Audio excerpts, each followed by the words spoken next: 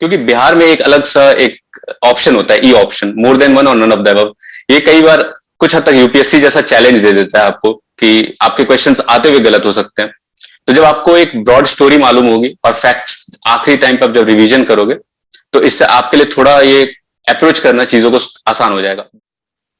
Hello and welcome to study IQ. मैं दिव्यांशी और आज मेरे साथ इस इंटरव्यू सेशन में जुड़े हैं 65th बीपीएससी में रैंक 265 हासिल करने वाले Kanishk Dubey ji. Welcome Kanishk to study IQ. Thank you for the opportunity, ताकि मैं अपने एक्सपीरियंस को आपके साथ शेयर कर सकूं। Thank you study IQ. Kanishk, हम बहुत खुश हैं कि आज आप इस इंटरव्यू सेशन में हमारे साथ जुड़े हैं और आपकी जर्नी बहुत ही रोमांचक है। Ups and downs her journey में आते हैं, लेकिन उस डाउन से अप तक जाने की जर्नी बहुत इंपॉर्टेंट होती है। कनिष्क, ये एग्जामिनेशन आपने अपने 4th अटेम्प्ट में क्लियर किया है, तो हम आपसे आपकी जर्नी की शुरुआत जानते हैं। जी, ये मेरी जर्नी एक बहुत ही मीडियोकर और एवरेज स्टूडेंट की कहानी है। जैसे कि हमारे बिहार में कहा जाता है, मतलब साइंस और मैथ्स अगर जिसका अच्छा नहीं है वो एक अच्छा स्टूडेंट नहीं माना जाता है। तो मेरा साइंस और मैथ्स में कभी इंटरेस्ट नहीं था। मेरे इंटरेस्ट हमेशा थोड़ी स्टोरीज पे ज्यादा था। मैं अपने से ज्यादा मैं अपने भाई के भी इंग्लिश स्टोरी बुक्स को और इवन कॉमिक्स को भी पढ़ डालता था, जबकि मुझे पता भी नहीं था कि वो एक कहीं ना कहीं मेरी वोकैबुलरी को बिल्ड कर रहा है या फिर थोड़े इंसाइट दे रहा है कि मैं इमेजिनेशन बढ़ा सकूं अपना। तो मेरे को हमेशा से स्टोरी साइड और हिस्ट्री, इस तरह की चीजें पसंद थी, इमेजिनेटिव चीजें पसंद थी। लेकिन कैरियर ओरिएंटेड होने के चक्कर में इंजीनियरिंग मैंने लिया। इंजीनियरिंग आता है तो फिर रियलिटी स्ट्रक करता है कि यार इंजीनियरिंग अपने लिए बना नहीं है, इंजीनियरिंग के अलावा भी अपॉर्चुनिटीज हैं बहुत सारे जहां कैरियर अच्छे बन सकते हैं। तो इस तरह से फिर 4th ईयर आया। 4th ईयर में मैंने धीरे धीरे रियलाइज किया कि मेरे लिए नॉन टेक वाला साइड ज्यादा अच्छा है, क्योंकि मेरा एप्टीट्यूड उसी तरफ का है। तो मैंने स्टार्टिंग किया अपने प्रिपरेशन का। एक नॉर्मल एस्पिरेंट की तरह मैं भी दिल्ली के लिए बढ़ गया। उज्जैन में मेरी इंजीनियरिंग हुई थी और मैं उज्जैन से दिल्ली पहुंच गया।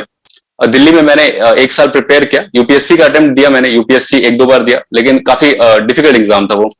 अभी भी मैं यूपीएससी मेरा फाइनल ईयर में, लेकिन पहले मैंने सोचा कि एक अपना प्लान बी थोड़ा यूज कर लिया जाए और प्लान बी की तरफ थोड़ा सिक्योर हो जाए। लाइफ में एक सिक्योरिटी बहुत इंपॉर्टेंट चीज थी मेरे लिए। तो मैंने अपने आप को वहां पे सिक्योर किया और बीपीएससी को दिया। लेकिन बीपीएससी के अपने सेट ऑफ चैलेंजेस थे। पहली बात तो ये बहुत अनप्रेडिक्टेबल हो जा रहा था, क्योंकि यूपीएससी कॉन्सेप्ट आपका चेक करता है, लेकिन बीपीएससी फैक्चुअल नॉलेज को ज्यादा चेक करता है, फैक्चुअल मगअप ज्यादा चेक करता है। तो बीपीएससी के अपने चैलेंजेस को मैंने धीरे धीरे, ये 4 अटेम्प्ट्स में, भले टाइम लंबा लगा, लेकिन मैंने क्रैक कर लिया और मुझे जो समझ में आया वही मैं आपके साथ आज शेयर करने जा रहा हूँ। कनिष्क, आपने मेंशन किया अभी कि जो बीपीएससी के वो अपने अलग चैलेंजेस है। बिल्कुल, हर एग्जामिनेशन की डिमांड अलग होती है। तो हम बीपीएससी की डिमांड आपसे समझेंगे और ये जो 4 अटेम्प्ट में आपने सीखा बीपीएससी को किस तरीके से अप्रोच करना है और किस तरीके से बीपीएससी ओरिएंटेड पढ़ाई करनी है। जी, देखिए, मेरे 4 अटेम्प्ट्स इसलिए भी लग गए क्योंकि बीपीएससी के एग्जाम्स कई बार ओवरलैप कर जाते हैं प्रीलिम्स और मेंस के लिए। तो जो मैं नहीं कर रहा था वो मैं अपने जो भी आगे आएंगे स्टूडेंट्स, उनको मैं रिकमेंड करना चाहूंगा, आप अपने नोट्स बनाओ। हर एक स्टेज के लिए आपके सेपरेट नोट्स होने चाहिए, प्रीलिम्स के लिए आपके सेपरेट नोट्स होने चाहिए। आप ये रिलाई नहीं कर सकते हो कि मैं वापस से वही मोटी बुक्स पढ़ूं, और इवन लूसेंट फॉर दैट से कई लोग लूसेंट को अपना फर्स्ट एंड लास्ट बुक बना लेते हैं प्रीलिम्स के लिए, लेकिन लूसेंट भी आप पूरा एक बार में कवर नहीं कर पाओगे। तो आप शॉर्ट नोट्स ऐसे बनाओ जहां आपको याद नहीं रहता, जो चीज आपको नहीं याद रहती उसको कम से कम लिखो। अगर आप सब कुछ नहीं लिखना चाहते हो प्रीलिम्स ओरिएंटेड होके, तो आप उन चीजों को लिखो जो आप हमेशा टेंड टू फॉरगेट रहता है आपका। तो प्रीलिम्स के लिए मेरा ये है सुझाव कि आप नोट्स बनाओ। मेंस के लिए अलग अप्रोच है। मेंस के लिए आपको थोड़ी डेप्थ की नॉलेज की जरूरत है और प्रीलिम्स में ज्यादा फैक्चुअल नॉलेज की ज्यादा जरूरत पड़ती है। कनिष्क, अगर हम इन 4 अटेम्प्ट्स की बात करें, और मैं इसलिए एम्फसाइज कर रही थी क्योंकि आपने पहले भी मेंशन किया कि आपको एग्जामिनेशन को समझने में थोड़ा समय लगा। मैं इन 4 अटेम्प्ट्स की इसलिए बात कर रही हूँ क्योंकि बहुत सारे ऐसे एस्पिरेंट हैं जो पहले अटेम्प्ट में आते हैं, एग्जामिनेशन को समझने में थोड़ी दिक्कत होती है। आप अपने एक्सपीरियंस से समझाएं कि जो प्रीलिम्स है उसको किस तरीके से अप्रोच करना है, मेंस को कैसे समझना है, और एक ओरिएंटेड पढ़ाई जो हम कहते हैं उसको किस तरीके से करनी है। देखिए, प्रीलिम्स के लिए जो स्टार्टिंग अप्रोच है, मेरे हिसाब से आपको बेसिक बुक्स पढ़ना चाहिए। कई लोग कहेंगे कि बेसिक बुक्स की जगह आप कोई वन शॉर्टकट बुक ले लो, लेकिन मेरे हिसाब से बेसिक बुक्स आप पढ़ो ताकि आपको पूरी स्टोरी मालूम हो। क्योंकि बिहार में एक अलग सा एक ऑप्शन होता है, E option, more than one और नन ऑफ द अबव। ये कई बार कुछ हद तक यूपीएससी जैसा चैलेंज दे देता है आपको कि आपके क्वेश्चंस आते हुए गलत हो सकते हैं। तो जब आपको एक ब्रॉड स्टोरी मालूम होगी और फैक्ट्स आखिरी टाइम पर जब रिवीजन करोगे, तो इससे आपके लिए थोड़ा ये अप्रोच करना चीजों को आसान हो जाएगा। बेसिक बुक्स में एम लक्ष्मीकांत पॉलिटी के लिए, संजीव वर्मा इकोनॉमिक्स, न्यूज़पेपर भी है, न्यूज़पेपर इकोनॉमिक्स के लिए फर्दर एड ऑन रहते हैं, कुछ भी करंट इश्यू आए वहां से आप ऐड कर सकते हो। इसके अलावा हिस्ट्री के लिए स्पेक्ट्रम काफी अच्छी बुक है, और एनसीईआरटी मिडाइवल और जो एंशिएंट हिस्ट्री है वो भी कहीं ना कहीं रोल प्ले करती है, तो ये आपको बेसिक बुक्स पढ़ना पड़ेगा। इसके अलावा लूसेंट बहुत अच्छी एड ऑन बुक है, लूसेंट से आप फैक्ट्स रिवीजन कर सकते हो। मेंस के लिए जो मुझे समझ में आया, मेंस का ये अप्रोच होना चाहिए कि हम आंसर राइटिंग करें, रेगुलरली ना करें, मतलब ऐसा नहीं कि हम डेली आंसर राइटिंग कर रहे हो, हमने कुछ पढ़ा भी नहीं है लेकिन हम आंसर लिख रहे हैं, फंडामेंटल राइट्स के ऊपर आंसर लिखे जा रहे हैं, लेकिन ऐसा नहीं होना चाहिए। हम एक बार पढ़ लेते हैं, उसे पढ़ने के बाद हम फाइनली उसका समरी बना सकते हैं। आंसर राइटिंग पूरा ना करें, समरी बनाए, तो इस तरह से आपके नोट्स भी तैयार होंगे और आपका आंसर राइटिंग भी प्रैक्टिस हो रहा होगा। जो मुझे सबसे बड़ा चैलेंज लगा जब पहली बार मैंने प्रीलिम्स क्वालिफाई कर लिया, क्योंकि प्रीलिम्स के लिए बेसिक नॉलेज आपका कई बार काम कर जाता है, तो प्रीलिम्स तो क्वालिफाई हो गया, लेकिन मेंस में प्रॉब्लम जहां मेरे पास ये था कि मैंने कभी आंसर नहीं लिखे थे आज तक, वहां आंसर चैलेंज हो गया मेरे लिए कि आंसर अब लिखा कैसे जाए, क्या डिमांड होता है। तो जो मैं सीखा हूं वो मैं आपको शेयर करना चाहूंगा। आंसर के 3 फॉर्मेट होते हैं, मतलब 3 पार्ट्स होते हैं बेसिकली। एक होता है इंट्रोडक्शन, बॉडी और कंक्लूजन। ये आपको हर बार चेक करना पड़ेगा। आपको जरूरी नहीं है पैराग्राफ में आप लिखो बॉडी को आप पॉइंट में लिख सकते हो, लेकिन इंट्रोडक्शन और कंक्लूजन होना ही चाहिए। इंट्रोडक्शन में आप डेफिनेशन यूज कर सकते हो, अगर आपसे पॉवर्टी पूछा है तो पॉवर्टी की डेफिनेशन यूज कर सकते हो। अगर आपसे कोई न्यूज रेलिवेंट चीजें हैं तो आप न्यूज को कोट कर सकते हो कि recently it was in news, तो यहां से आपको वैल्यू एडिशन मिलेगा कि हाँ न्यूज आपको पता है। तो ये इंट्रोडक्शन का बहुत इंपॉर्टेंट होता है। और कंक्लूजन, अगर आपके पास कोई कंक्लूजन नहीं है, कंक्लूजन में 2 चीज आप यूज कर सकते हो। एक है इकोनॉमिक सर्वे का डेटा, कई बार इकोनॉमिक सर्वे में कई सारे अच्छे रिकमेंडेशंस रहते हैं, उनको आप यूज करो। इसके अलावा न्यूज़पेपर्स जो एडिटोरियल रीडिंग रहती है, खासकर मैं द हिंदू को एविडली फॉलो करता हूं, तो द हिंदू को आप जब पढ़ोगे तो उसमें कई सारे रिकमेंडेशंस आते हैं जिनको आप सही में यूज कर सकते हो, और वो यूनिक पर्सपेक्टिव दिखाते हैं, आपके वे अहेड दिखाते हैं। तो ये 3 पार्ट को अगर आप लिख पाओगे आंसर राइटिंग में तो आपको कम से कम नंबर मिलेंगे। दूसरा प्रॉब्लम जो मैंने आंसर राइटिंग के टाइम पे देखा वो ये था कि मैं पहली बार जब लिख रहा था तो मैंने क्वेश्चन को समझा, मैंने टॉपिक को समझा, लेकिन मैंने टॉपिक के सारे टॉपिक को आंसर में लिख दिया।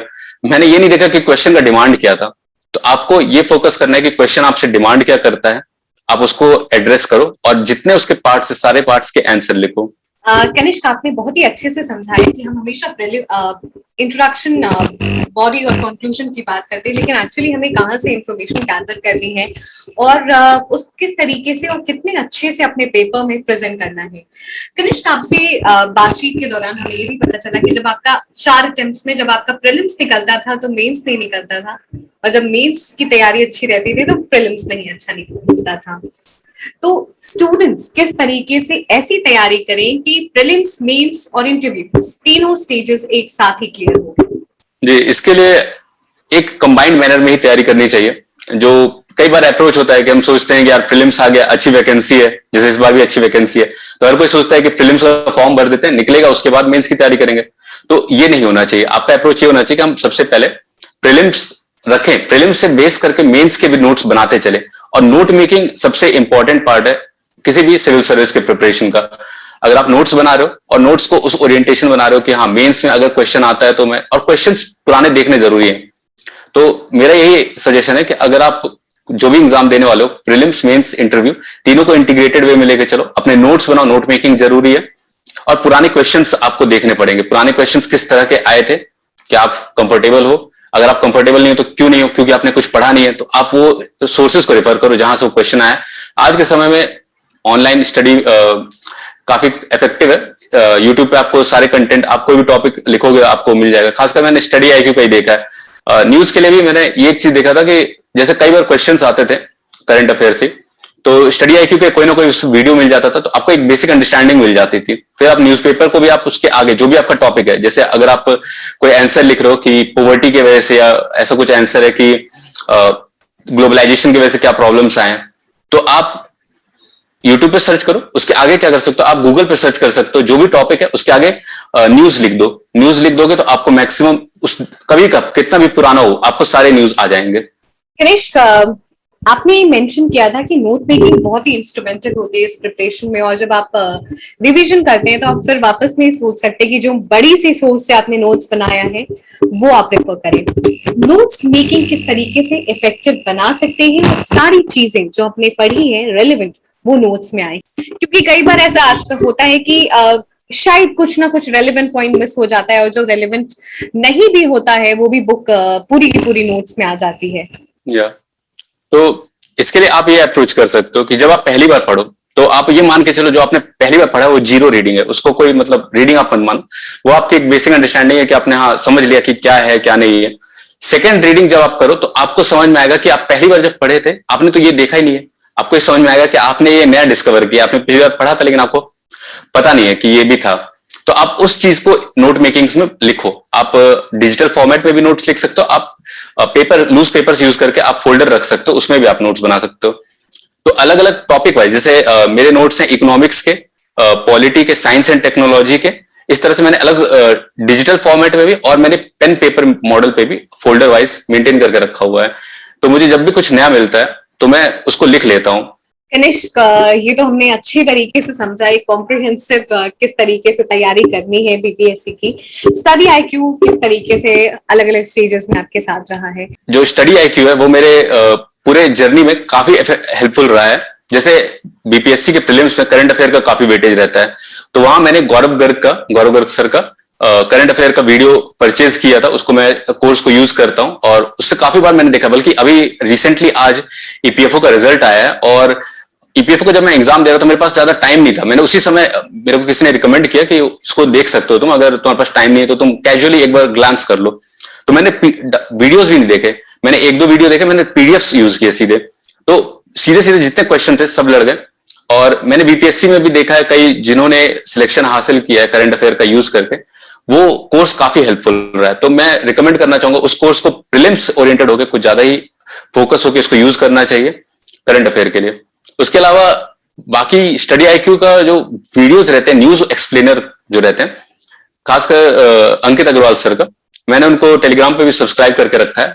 उनके वीडियोस काफी अच्छे रहते हैं क्योंकि इकोनॉमिक्स का जो टॉपिक है वो काफी कॉम्प्लिकेटेड है। आपको पता है कि कुछ हुआ है, कुछ एवरग्रांडे क्राइसिस आया है, कुछ आया है, आपको हर जगह से सोर्सेस से पता चला, न्यूज में भी आपने पढ़ा है, लेकिन एक्चुअल बेसिस क्या है उसका बहुत बार नहीं समझ पा आती है चीजें, क्योंकि टेक्निकल रहती हैं वो चीजें। तो स्टडी आईक्यू एक एक्सप्लेनर के तौर पर काम करता है, जहां आपको न्यूज आप खुद पढ़े लेकिन आपको उसकी जो नीश है, मतलब उसका जो डिटेल्ड एनालिसिस है वो आपको मिल जाता है। तो आप वहां से अपने शॉर्ट नोट्स बना सकते हो। मैं खुद शॉर्ट नोट्स बनाता हूँ डिजिटल फॉर्म में, उनको यूज करता हूँ। और इस तरह से मेंस में भी आप जब उस चीज को कोट करोगे तो उसका वैल्यू एडिशन मिलेगा और आपको मार्क्स मिलते हैं। Thank you so much, Kanishk, and we are very glad कि हम आपकी सक्सेस स्टोरी का हिस्सा हैं. And the entire team wishes you all the very best and good luck. Thank you so much, Kanishk, for joining us. Thank you, Study. Thank you, Devanshi.